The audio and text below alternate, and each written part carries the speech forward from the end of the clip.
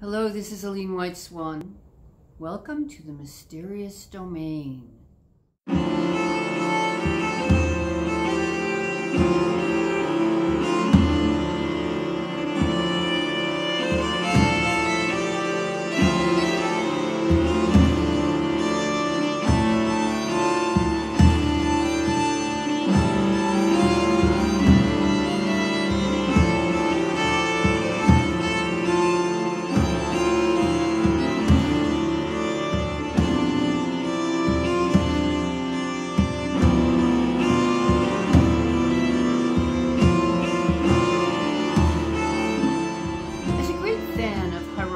Bosch, I couldn't help posting an entire ship of fools.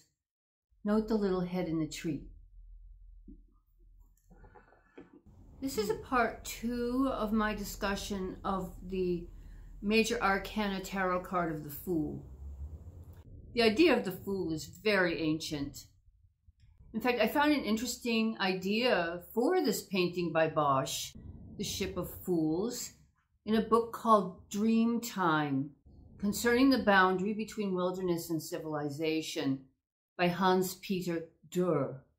In this book, Durr suggests that the Fool has a lot of resonance with another ancient lord of misrule that we know of in Western Europe, Dionysus, the god of divine madness, subject to a kind of frenzied intoxication with the light.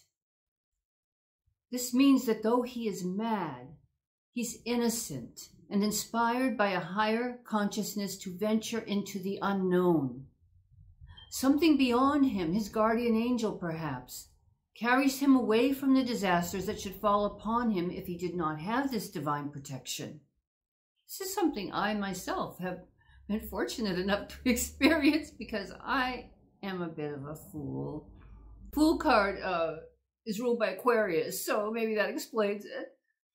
Anyway, I quote, "The Maenads of Zagreus Dionysus were the grasping ones, the terrors, even bearing traces of the wild hunt." Now, when I was living in London, I actually experienced the apparition of the wild hunt, and it is absolutely terrifying, just like this painting. Only you have the energy of it, the stormy, windy, dark, echoing, wraith energy of it. I know one other person there that also saw it in the countryside near Avebury. Anyway, back to my quote.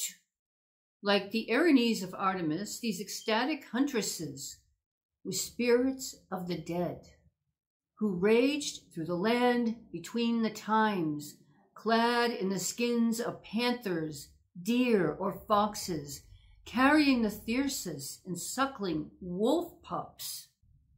They were given death offerings, usually of milk and honey." These interesting symbols, huh? The same offerings were later given to the bondames and the nautfrauen, the women of the night. On Coes, or wine jugs, the second day of the Anasteria festival, Dionysus, the great loosener, the god of blossoms, rolled through the streets and alleys of Athens, seated on his ship cart.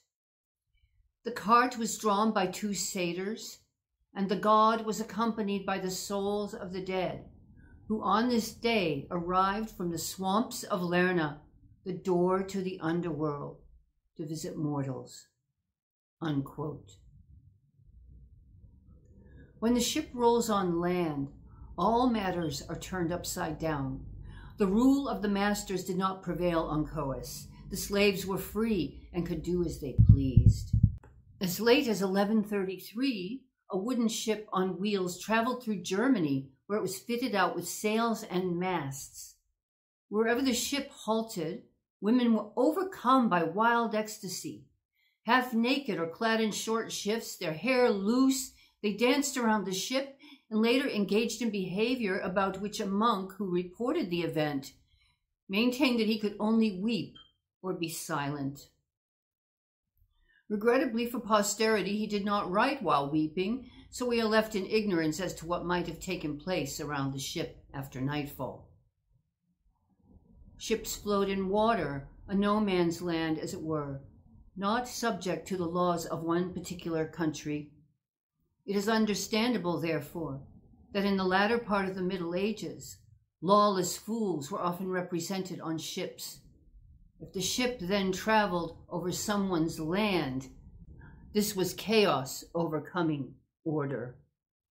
The images are amazing. If you allow the images of the Maenads, the ship, the mad fools to play in your imagination, you will see how one simple image of the fool resonates like fine poetry into the deepest levels of the unconscious and tap into the ancestral memory where the ship of fools still exists as a, quote, reality. This is how tarot works. Images and symbolic keys to deeper meanings, many unseen, not obvious, require meditation to reveal themselves.